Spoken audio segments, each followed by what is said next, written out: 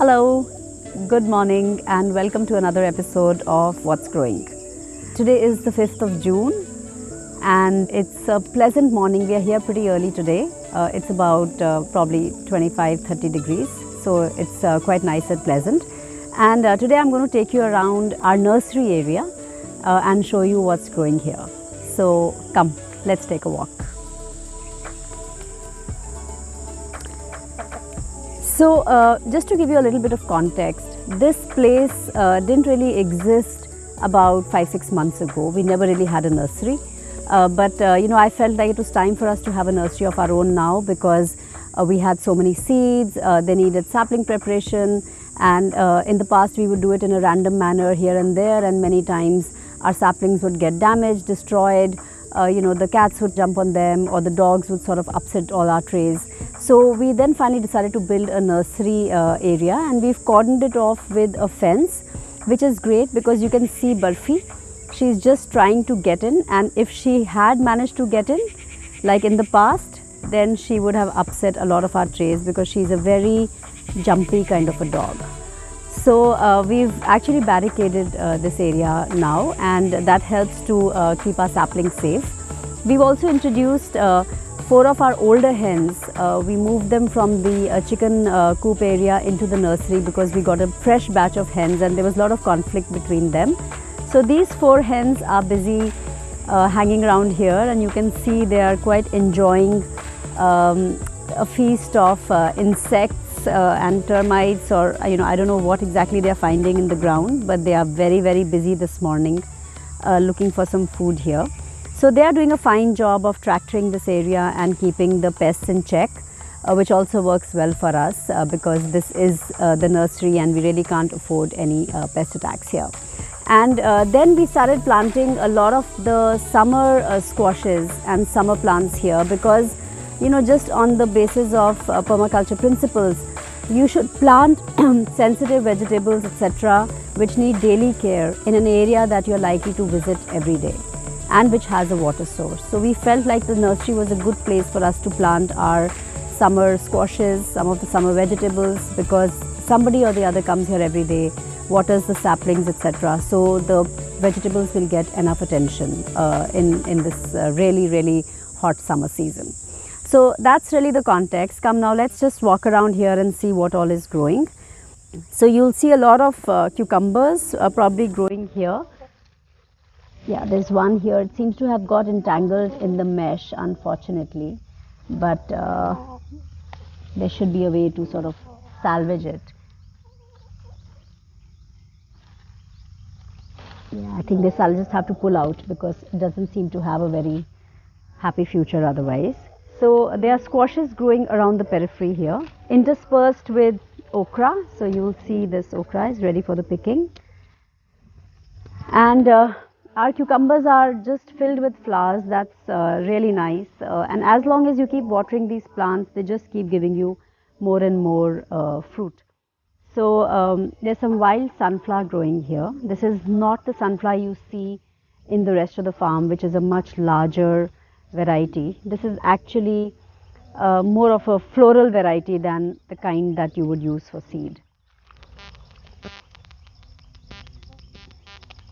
Okra grows very fast too. One day you'll come and it won't really be ready, and then you come 3 days later and it'll be overgrown. So it needs to be really kept a check on a daily basis and picked up periodically. You can see some remains of the black gourd from last year. That's torai. And in fact, if anybody wants a loofah, and I'm just now reminded that my younger daughter wanted a loofah, so I'm just going to pick this out, clean it up and give it to her for using as a loofah. And it's a great body scrub. There are some seeds inside it which we're going to take out, but the rest of it is going to be very much handy to be used as a loofah for bathing. Okay, come follow me. So you can see the fence we are walking around. Do make a note of the soil. It's extremely well mulched, and that's important for 2 reasons. One is to keep the moisture in and protect the soil from drying out, and secondly also The mulch is preventing the hens from actually pecking on the roots of our plants and pulling the plants out. So it's helping in two ways.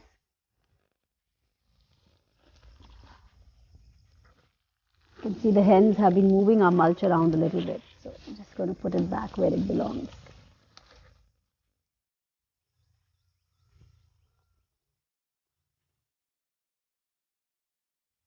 This is a pumpkin vine, and you can see some of the baby pumpkins getting ready here now.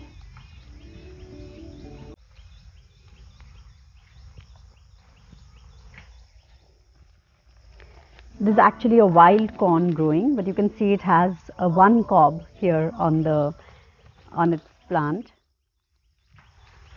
looking like a baby corn in fact. And then there's some okra here which I'm going to pick out. You know, I was telling you that they grow so fast, and this is just an example. I picked all the okra from here day before yesterday, but within 48 hours, this little boy seems to have really shot up. And this is a bottle gourd vine, which we call ghia or loki, climbing up this tree. This one is Arjun. It's actually a medicinal tree, and its bark has a lot of good medicinal properties. You can add it to your tea. And it's supposed to be very healthy. So I'm just going to take a little bit of the bark from here. There is a time of the year when the bark is really just peeling itself off and offering it to you to take. We also have a lemon tree growing here in the nursery. Again, this tree didn't really get that much care in the past because it was just growing randomly. But now that we have surrounded by the nursery, you can see some fruit which is growing on the plant. Hopefully, they should mature into big, nice yellow lemons. We continue our walk around the periphery, and you will see more of the vines. You know, in the summer, you have to be a little bit careful and plant a lot of everything because you will definitely have some losses. Some of your vines will just die, even 1 or 2 days of neglect, and you might lose your vines. So you need to plant in abundance to sort of prepare for that eventuality. That's a nice little pumpkin in the making.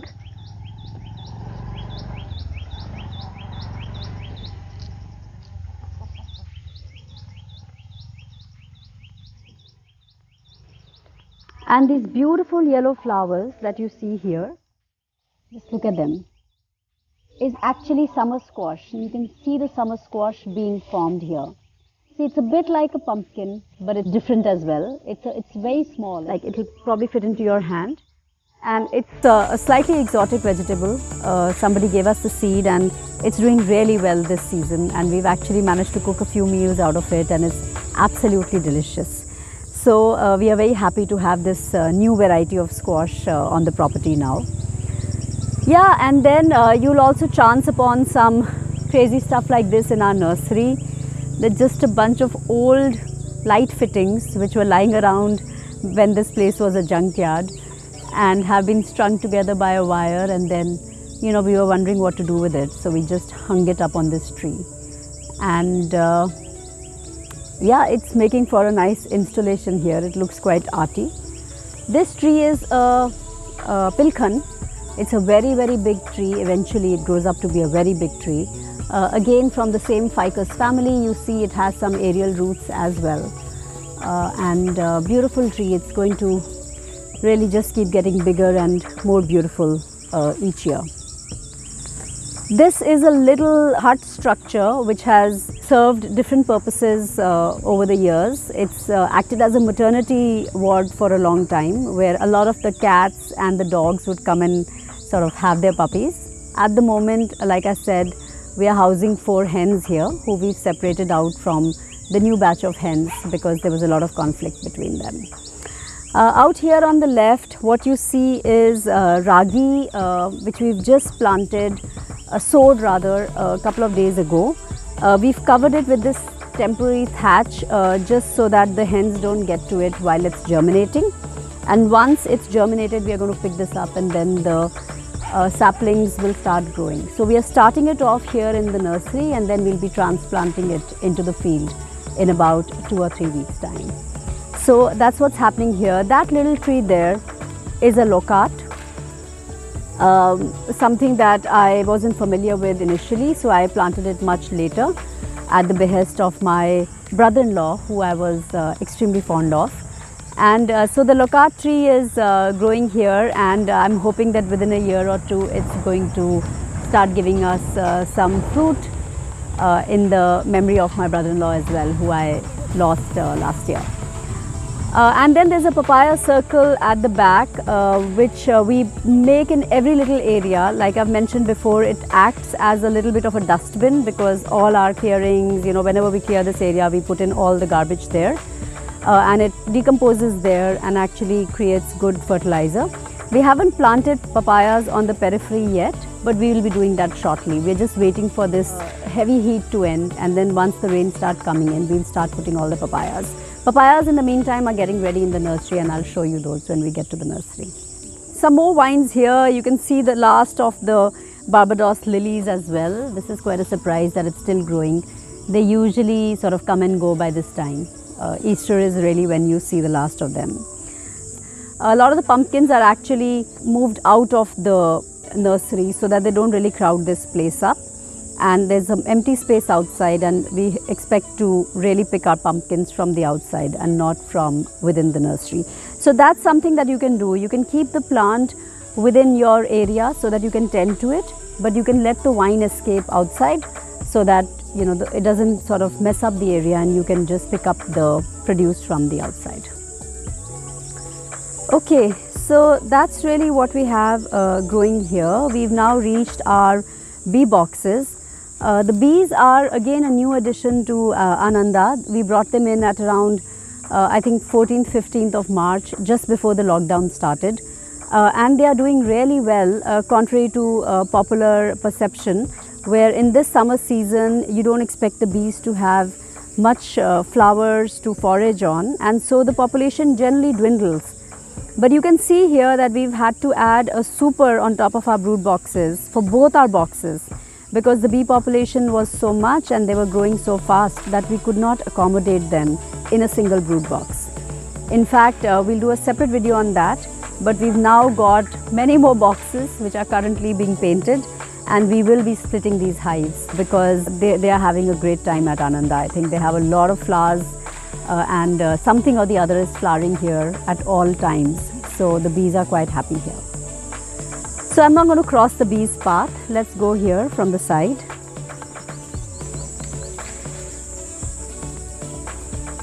This is where we've built, we've planted about 1,000 trees. And we are starting trees from seed here. These are mostly native trees.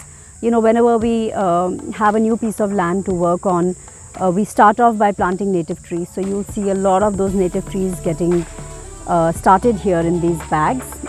This includes shisham and bakan and shehtoot and kachnar and jamun, some of gulmohar. Those are some of the trees which are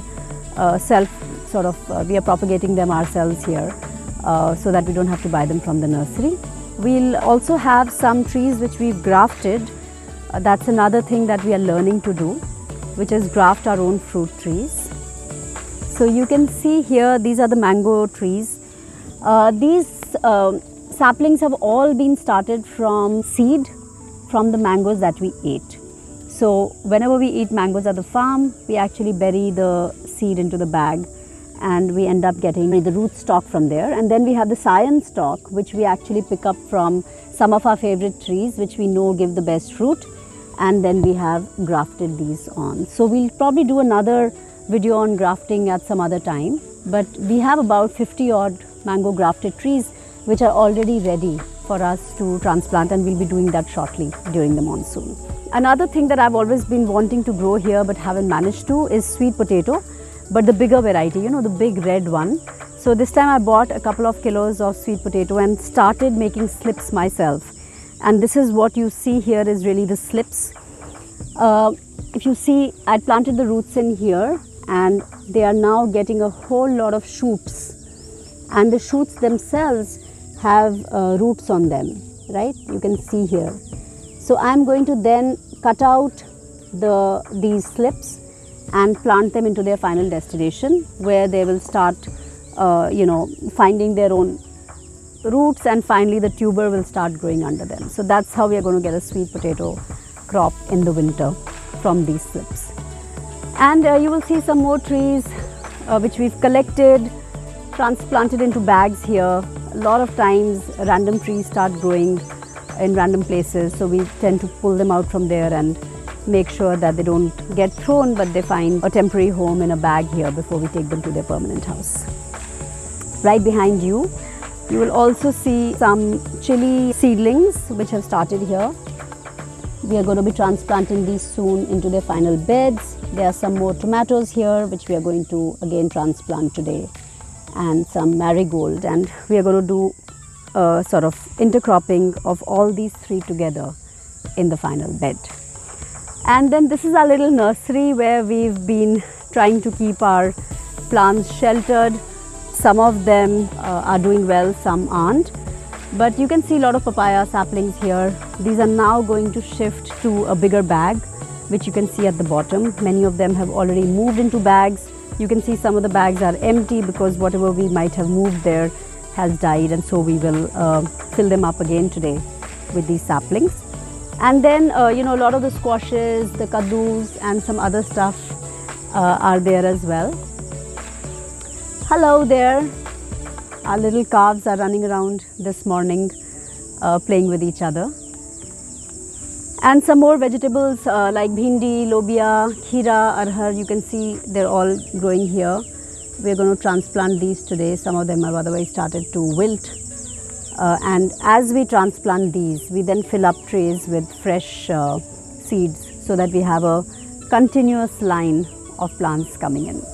So that's really the nursery, and the hens have been sort of quite happy in this area, and it's just the other day that we discovered they'd found their own little corner to lay their eggs, not something that we had planned or proposed to them, but we chanced upon a little nook and a corner here where they've been laying their eggs peacefully. So it's quite sweet and charming how they've found their own little place.